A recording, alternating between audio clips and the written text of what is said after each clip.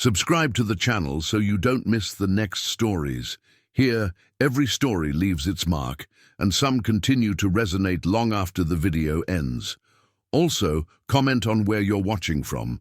Your presence helps this space continue to grow and gives a voice to those who listen until the end.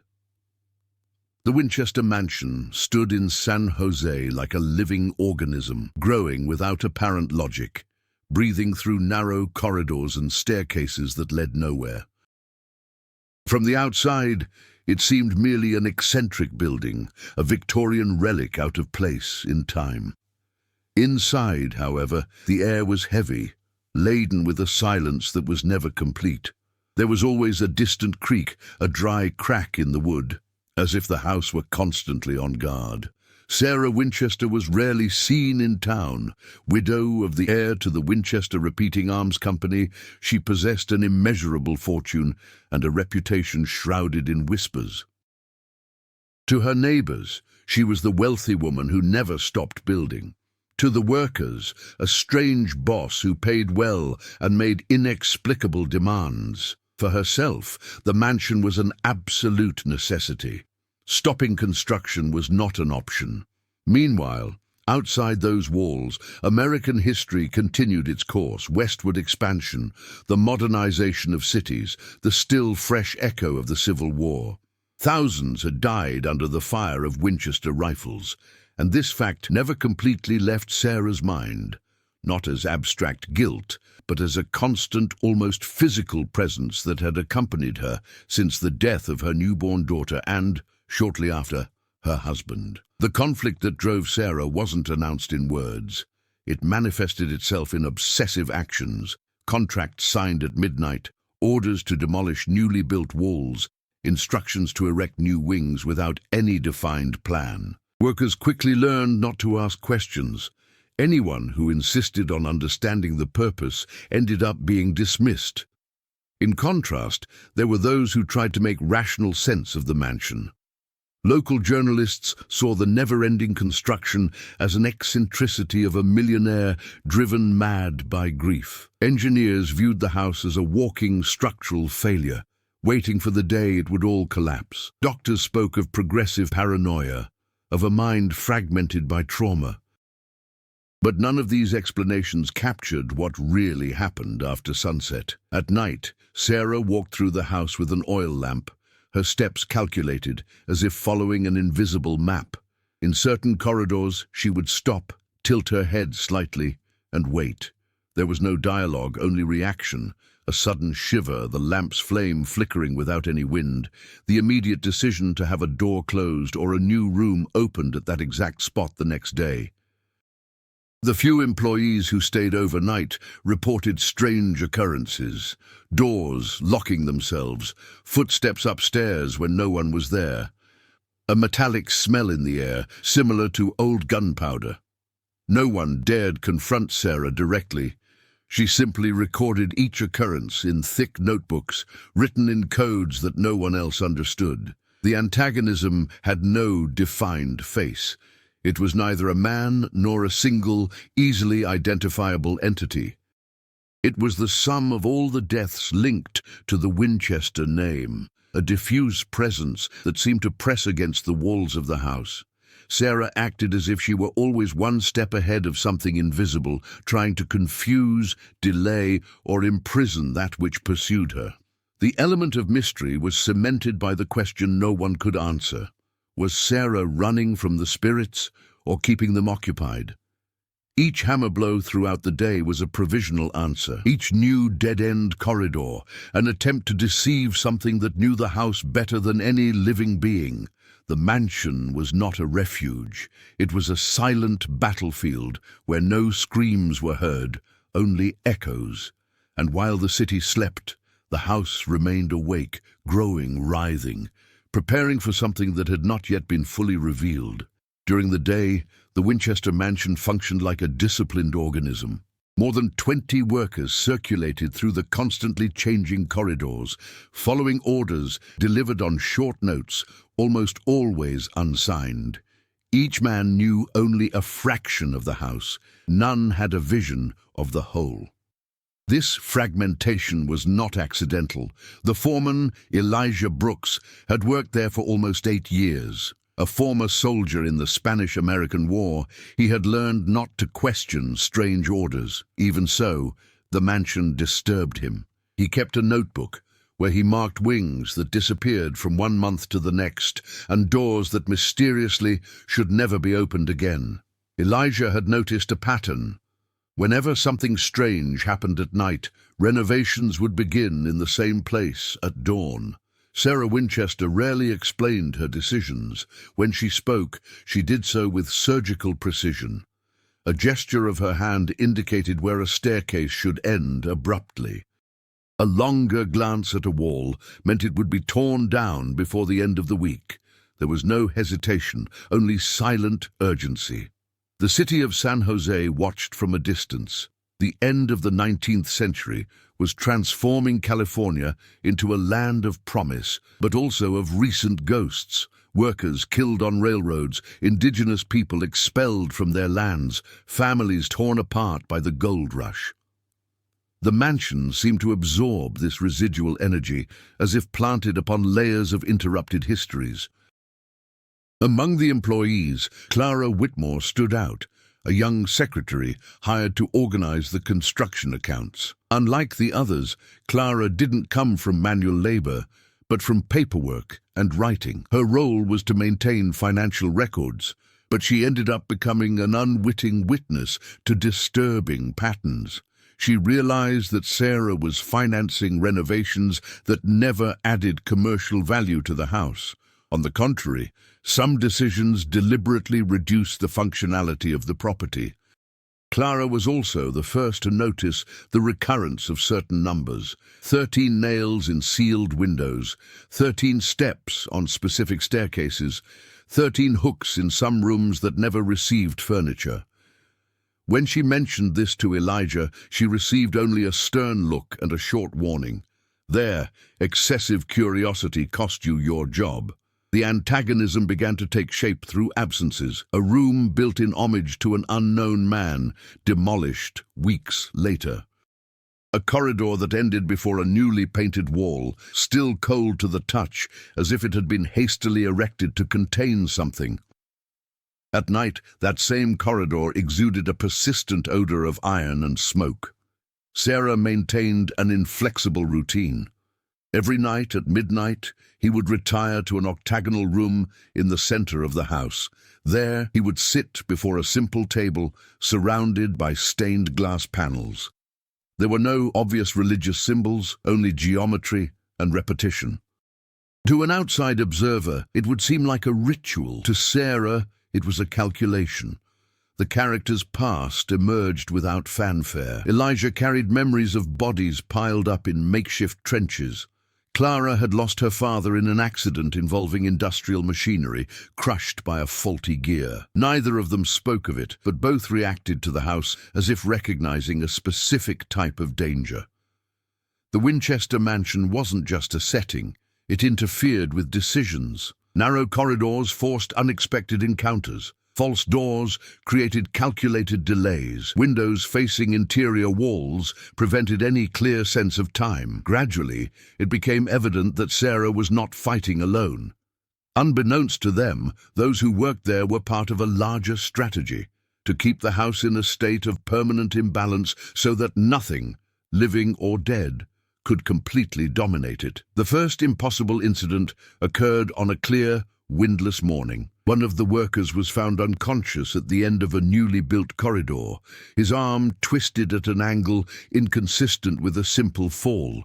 There were no stairs, uneven surfaces, or nearby objects that would justify the accident. When he awoke, the man could not explain what had happened. He only repeated that he had followed the sound of footsteps that were not his own. Sarah asked no questions. Upon being informed, she simply requested that the corridor be closed before sunset. The order was carried out with unusual speed. Nails were hammered in, doors sealed, walls erected where there had previously been free passage. Clara realized that this wing would disappear from the internal maps by the next day, like so many others. The incidents began to accumulate. Tools disappeared and reappeared in distant locations. A hammer was found, suspended between two walls, stuck as if it had been thrown with superhuman force.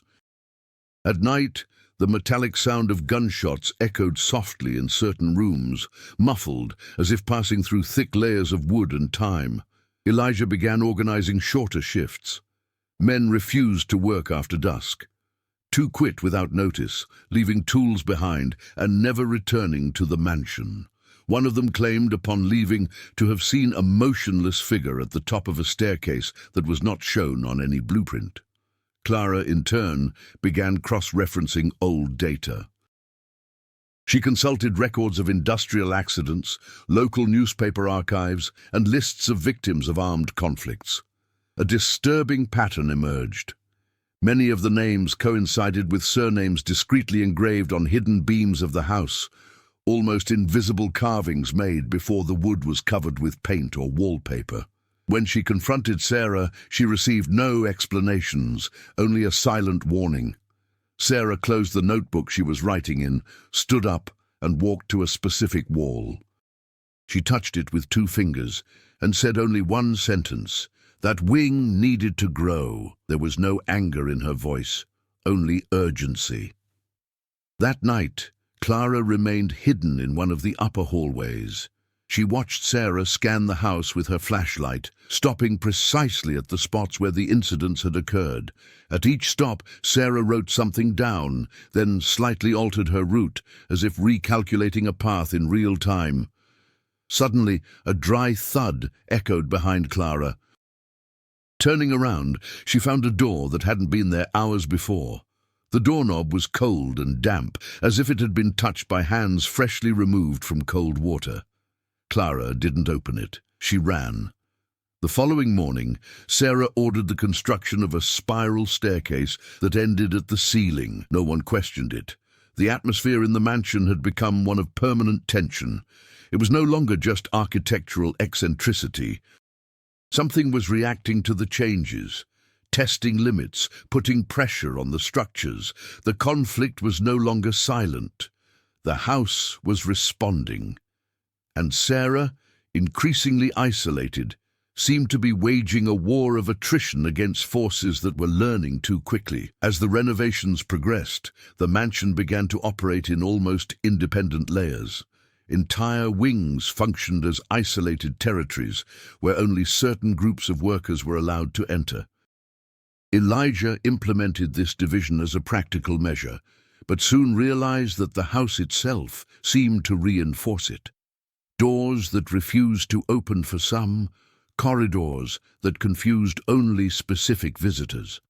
One of these wings became informally known as the silent sector. Their sound seemed to be absorbed by the walls. Hammer blows sounded muffled, voices lost strength after a few meters. 2 men reported the constant feeling of being watched, not from the front, but from the sides, as if something were moving along the walls. Sarah, upon being informed, only authorized the construction of 3 more blind rooms at that point.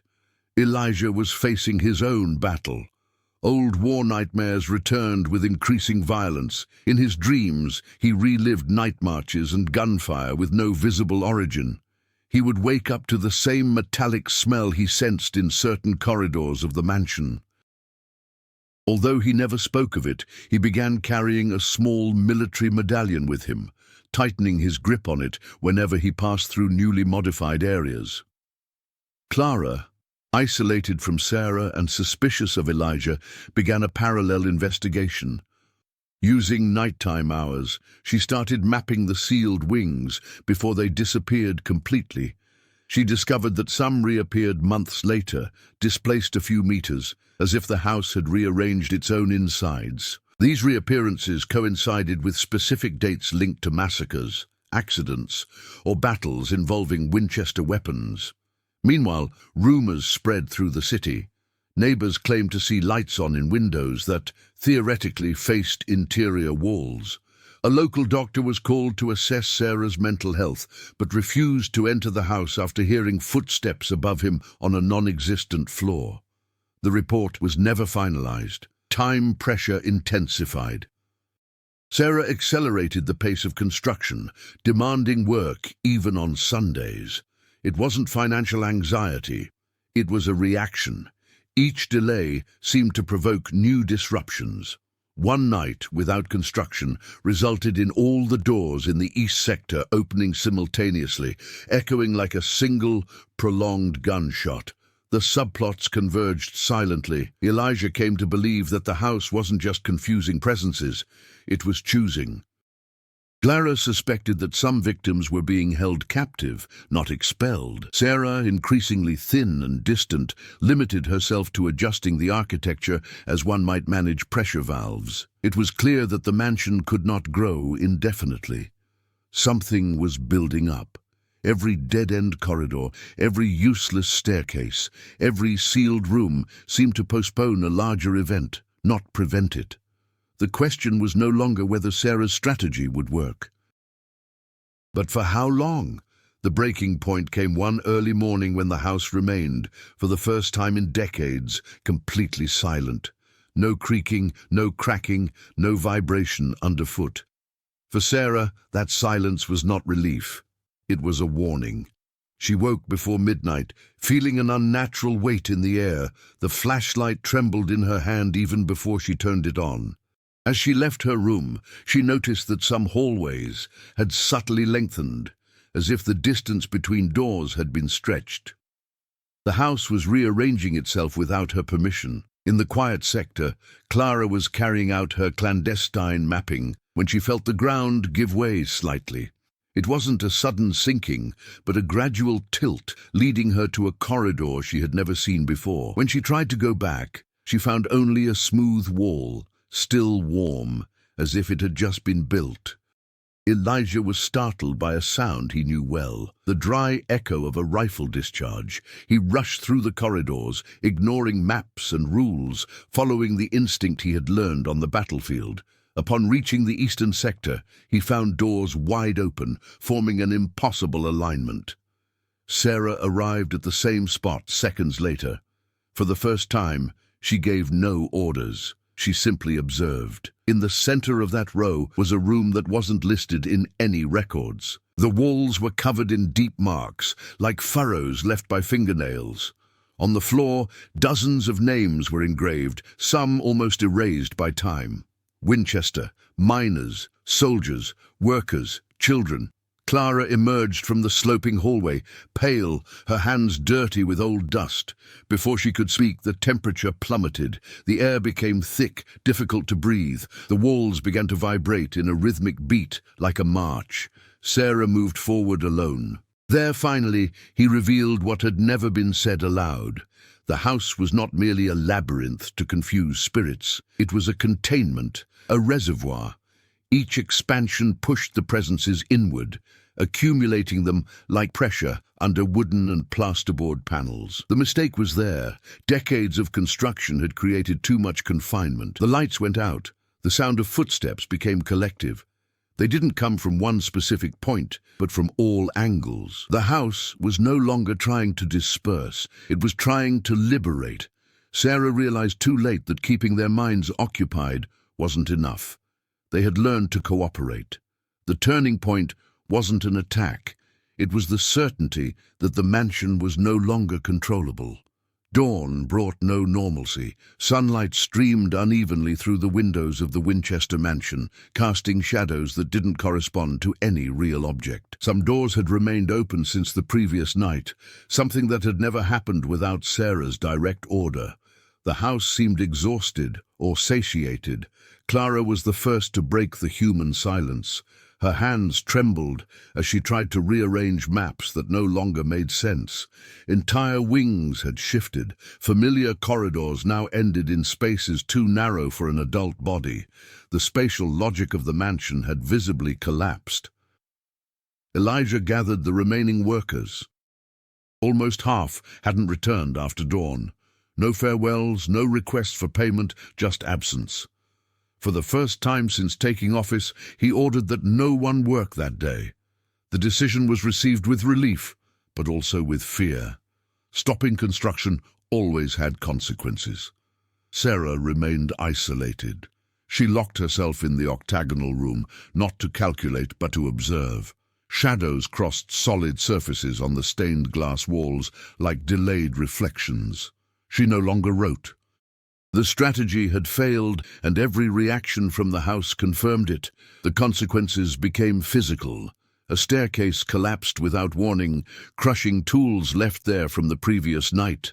An entire hallway tilted several degrees, becoming unusable. These weren't direct impacts, but abrupt adjustments, as if the house were redistributing its internal weight. Clara tried to leave the property at noon. The main gate opened normally, but as she passed through it, she felt an intense dizziness, as if she had lost her sense of depth. She took 3 steps and found herself again in front of the mansion's facade. He hadn't gone around it. He had simply returned. Elijah witnessed the phenomenon. Without saying a word, he understood that no one would leave until the house finished what it had started. Sarah finally left the octagonal room at dusk. Her face looked older, her eyes sunken, but her posture remained firm. She gathered Clara and Elijah and, without dramatization, presented the new reality. The containment had reached its limit. If nothing was done, the mansion would cease to confine and instead manifest. The character's reaction was immediate, not emotional. Elijah began planning internal evacuation routes, even knowing they might not work. Clara resumed her records, now not to understand the past, but to anticipate patterns of collapse. The silent war continued. But now, everyone knew it was no longer about buying time. It was a matter of surviving what was about to burst through the walls. The adaptation began with a simple and irreversible decision. Sarah ordered that certain wings never be modified again. Not out of exhaustion, but for learning purposes. Some areas of the house had stabilized after the initial collapse. Intervening in them now would provoke unpredictable reactions. Elijah took on a new role. He abandoned the rigid control of the workers and began acting as an internal explorer. Armed only with flashlights and chalk markings, he mapped safe and dangerous zones based on the house's response. He didn't try to dominate the space, he learned to move with it. Clara, for her part, completely changed her approach. Her records ceased to be historical and became predictive. She cross-referenced dates, names, and locations with recent points of instability. She discovered that the most aggressive demonstrations were not only linked to death, but to unresolved injustice. Places associated with ignored or covered-up massacres reacted with more violence. Sarah observed this evolution in silence. For the first time, she allowed others to interfere in her strategy, not out of weakness, but out of belated understanding. The mansion was not a passive entity to be manipulated, but a system that demanded collective balance. Personal growth was evident in their actions. Sarah started going out less at night, delegating some of the reconnaissance to Elijah. Clara gained access to previously off-limits rooms. Decisions became less impulsive and more coordinated. A critical test occurred when they decided to partially reopen a corridor that had been sealed for years. Instead of erecting new walls, they removed just enough to allow air and light to circulate. The house reacted with initial tension, creaking, shifting shadows, but it did not collapse. It was the first victory. From then on, small changes in behavior generated less hostile responses. The mansion was still alive, but it had stopped attacking indiscriminately. The group had learned that overcoming challenges did not mean absolute control, but constant negotiation. Sarah, scarred by decades of isolation, began to accept the possibility of failure without emotional collapse. She no longer needed to carry alone the weight of all the deaths associated with the Winchester name. The transformation was underway, but each advance made it clear that the balance was fragile and temporary. The equilibrium achieved proved unstable more quickly than expected. The mansion's responses became selective again, as if something internal were evaluating concessions and limits. Doors that had previously been neutral began to close only to certain individuals. The system reacted to intention, not action. Clara was the first to notice the final pattern. By cross-referencing her most recent records, she noticed that the areas that remained relatively stable shared a common element: recognition. These were spaces where names had been recorded, not erased, where stories had not been buried under layers of wood.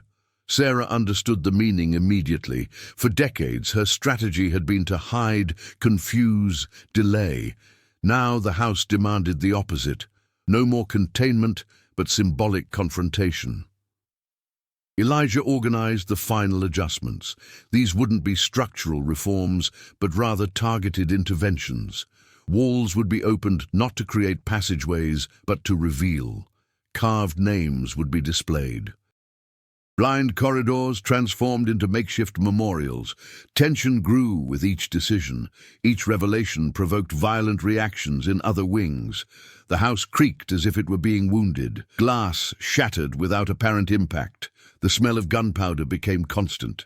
Sarah chose the location for the final confrontation, the room without records, the spot where names had been completely erased. There, everything converged. It was the core of accumulated injustice. The night before, the mansion had entered a state of continuous agitation. No space remained neutral for more than a few minutes. Stairs shifted a few centimeters, ceilings breathed. The collective sound of footsteps became deafening. The characters were ready, not out of confidence, but due to a lack of alternatives. The preparation was no longer just about architecture, it was moral, and the house knew. The confrontation began without warning. The instant Sarah crossed the threshold of the room without registering. There was no explosion or scream. There was absolute silence, an emptiness so complete it seemed to suck the air from her lungs. The interior space was larger than the exterior dimensions of the house allowed. The walls pulsed slowly, like living fabric. On the floor, where there had been nothing before, recent marks appeared. Names trying to form and fade at the same time, as if fighting for their own existence. Sarah walked to the center of the room. She carried neither a flashlight nor notebooks. For the first time in decades, she wasn't trying to calculate anything. Elijah and Clara remained at the entrance, feeling the weight of their choice. The house began to react with open violence. Doors slammed shut in sequence, isolating entire wings. A deep roar coursed through the structures, causing beams to arch under invisible pressure. The presences finally manifested themselves, not as defined shapes, but as overlapping layers, shadows within shadows, silhouettes that multiplied as they moved. The sound of footsteps became a chaotic march, mixed with echoes of voices interrupted by gunshots. Sarah spoke, not as a challenge, but as recognition. She began to pronounce names aloud. Not all of them, only the ones she remembered. Dead factory workers, forgotten soldiers, children crushed by machines. Each name spoken made the room tremble. The house resisted. The walls closed in a few centimeters with each word. The ceiling descended slowly, like a patient blade. Clara realized the fatal flaw in the old strategy. Containing without acknowledging had turned victims into an anonymous mass. Now each name restored identity, and that was unbearable for the system that had fed on silence. Elijah made a final decision. Ignoring the impending collapse, he stepped up to a side wall and ripped off the wooden panels, exposing ancient inscriptions, hastily made with fingernails and makeshift blades, full names, dates, places. The reaction was immediate. The house screamed, not in sound, but in brutal displacement. Corridors folded in on themselves. Staircases crumbled into loose steps. The room began to expand violently, releasing a wave of icy air laden with gunpowder and iron. The crowds converged on Sarah. For an eternity, she hesitated, not out of fear, but out of a complete understanding of the cost. So, he made the choice he had never tried before. He took responsibility. He declared aloud that those deaths would no longer be hidden or confused. that the house would not be a labyrinth, but a testament, that the Winchester name would not shy away from what it had caused. The climax was not a victory, it was a liberation. The shadows began to dissipate, not disappearing, but reorganizing themselves.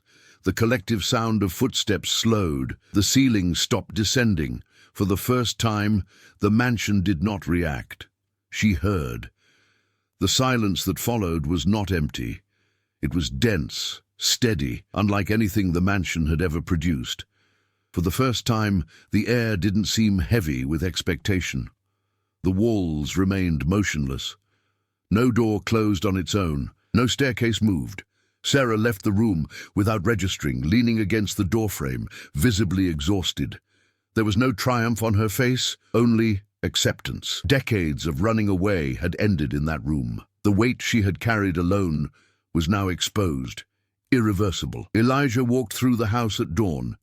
He found corridors that were finally coherent, still strange, but stable. Some wings remained unusable, sealed not out of containment, but out of respect. He marked these areas with simple symbols, not as warnings, but as silent memorials. Clara reorganized her records one last time. She removed codes, erased false maps, and started a new file, an inventory of names, stories, and dates, not to justify the mansion, but to prevent oblivion from reshaping it. Continuous construction has ceased. Workers were laid off with full pay. Some never returned to the city, preferring to take with them only the memory of having survived. Others remained, helping to transform parts of the mansion into open, illuminated spaces where the architectural chaos gave way to visible narratives. The city reacted slowly. Journalists continued writing about eccentricity and madness. Doctors maintained their diagnoses. Few accepted the simplest explanation: the house didn't need to grow any further. Sarah reduced her nightly walks until they ceased completely. She spent long hours sitting in rooms she had previously avoided, without a flashlight, without taking notes. The mansion no longer required constant vigilance. The ultimate consequences were clear. The labyrinth remained, but its function had changed. No longer to confuse or delay, but to remind. The Winchester mansion was still standing, not like a prison, but as a witness. Years later, visitors toured the Winchester mansion, guided by official histories, strange architecture, and tourist curiosities. Few realized that some corridors remained untouched, without signs or explanations. In those spots, the air was cooler, not threatening, wary. Sometimes someone would swear they heard footsteps that neither approached nor moved away. They simply remained still, as a souvenir, as a warning. Stories like that of the Winchester mansion don't end when the last paragraph is read. They continue in the spaces we choose to remember and in those we prefer to forget. If this story resonated with you, reflect on how many real stories remain hidden beneath layers of silence, architecture, or convenience. Share this account with anyone else interested in mysteries, memories, and unresolved truths. Leave your comment. Do you believe that some places hold more than just walls and objects? Where are you reading this story from? If you want to continue exploring narratives where the past insists on remaining, follow the channel and be part of this journey. Some echoes don't ask for fear. They are asking to be listened to.